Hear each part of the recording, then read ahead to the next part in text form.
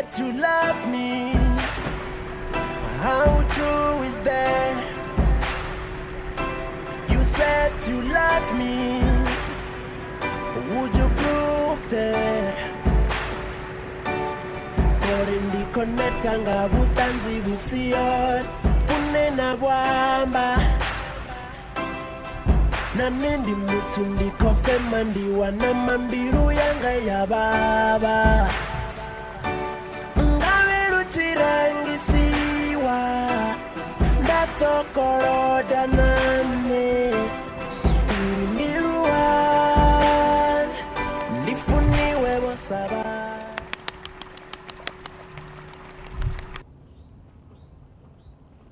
Dimin. Baby way. Matsiko ene ndoru mutara ena sa chanduberedza ndikoro noona limwe lisadzila libumba.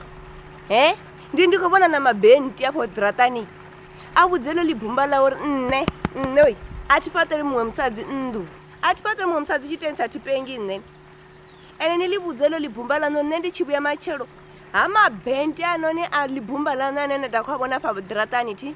Ndi chibuya machero. Achato do abona panoni. Mudi uri nnewe atipatele mwe msadzi atirwari.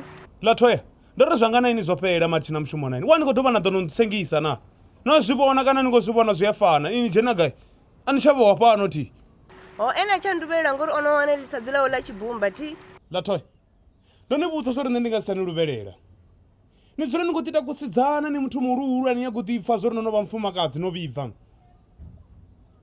swasuna nechandubelela Latoya tina mapungo na ini ningonchinyala chipinga litani zvibamwe vo zvivanakelebo vane vavasebedzi ndemwa ni ndemwa nga manda mani Latoya pambanani na nne mani